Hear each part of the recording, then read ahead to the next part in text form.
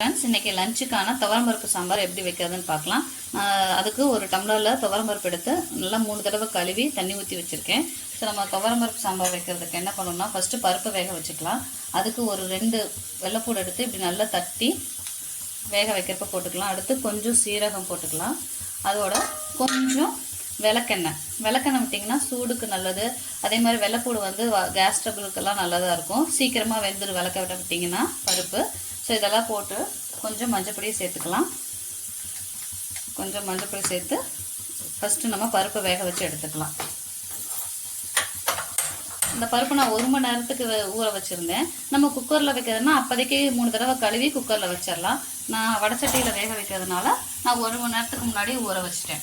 So இப்போ இது பருப்பு வேகட்டும். வெந்ததும் சாம்பார் வைக்கலாம். 10 நிமிஷத்தில் பார்த்தீங்கன்னா நல்லாவே பருப்பு வெந்துருச்சு. ஊற வச்சதுனால நல்லா பூ போல் மலர்ந்து வந்திருக்கா. ஸோ இப்போ அதை நம்ம பருப்பு தனியாக எடுத்து வச்சுக்கலாம். வடச்சட்டியை வச்சு எண்ணெய் ஊற்றிக்கலாம்.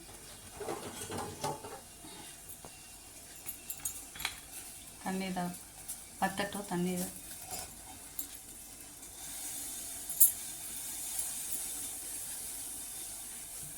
போனதும் எண்ணெய் ஊற்றிக்கலாம். எண்ணெய் ஊற்றிட்டு எண்ணெய் காயட்டும். எண்ணெய் காஞ்சதும் கடுகு உளுந்து பருப்பு போட்டுக்கலாம். இப்போ நான் இங்கே எண்ணெய் எடுத்து வச்சுருக்கேன்னா, இங்கே பார்த்தீங்கன்னா சாம்பாருக்கு ஒரு 10 வெங்காயத்தை 2 கட் பண்ணி வச்சுருக்கேன். ஒரு பெரிய தக்காளி, ஒரு சின்ன பச்சை மிளகாய், கருவேப்பிலை, முருங்கைக்காய், உருளைக்கிழங்கு எடுத்து வச்சுருக்கேன். அடுத்து ஒரு பெரிய நெல்லிக்காய் அளவுக்கு புளி எடுத்து அதை கரைச்சி வச்சுருக்கேன். ஸோ இப்போ இதெல்லாம் வச்சு சாம்பார் வைக்கலாம்.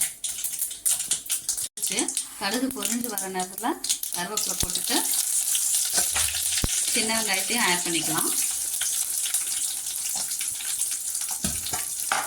இப்போ இதை வணக்கி விட்டுக்கலாம். சின்ன வெங்காயம் வந்து கண்ணாடி பதத்துக்கு வந்ததும் நம்ம தக்காளி ஆட் பண்ணிக்கலாம். இப்போ தக்காளி ஆட் பண்ணிக்கலாம்.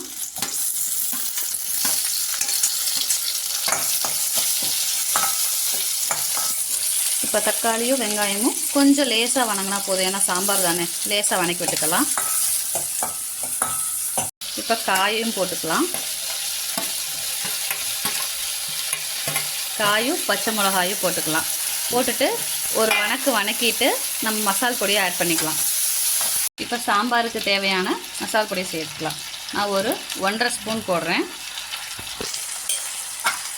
1.5 ஸ்பூன் போட்டுட்டு நம்ம புளி கரைச்சி வச்சுருக்கோம் இல்லையா, அந்த புளி கரைச்ச தண்ணியை ஊற்றிக்கலாம். ஊற்றிட்டு இப்போ நான் என்ன பண்ண போகிறேன்னா, சாம்பாருக்கு தேவையான உப்பையும் இப்போயே சேர்த்துக்கலாம்.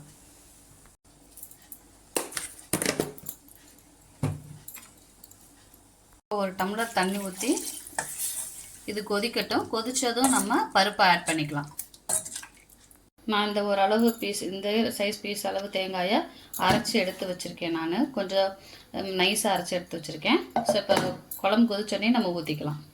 இப்போ ஓப்பன் பண்ணி பார்த்தோம்னா நல்லா கொதிக்குது. இந்த கொதிக்கிற நேரத்தில் நம்ம எடுத்து வச்சுருக்க பருப்பு ஆட் பண்ணிடலாம். பருப்பு ஆட் பண்ணிவிட்டு பருப்பு ஆட் பண்ணி கொஞ்சம் நேரம் கொதித்து இந்த காயெல்லாம் வேகட்டும். அதுக்கப்புறமா நம்ம தேங்காயை சேர்த்துக்கலாம். 5 மினிட்ஸ் கழித்து எடுத்து பார்த்தோம்னா நல்லா கொதிச்சு வருது. நல்லா வாசமாகவும் இருக்குது. இப்போ நம்ம என்ன பண்ணிக்கலாம்னா, அரைச்சி வச்ச தேங்காவை சேர்த்துக்கலாம்.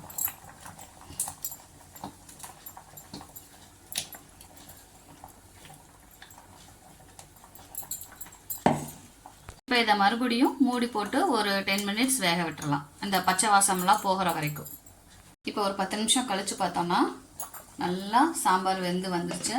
நல்லா நமக்கு வாசம் வரும்.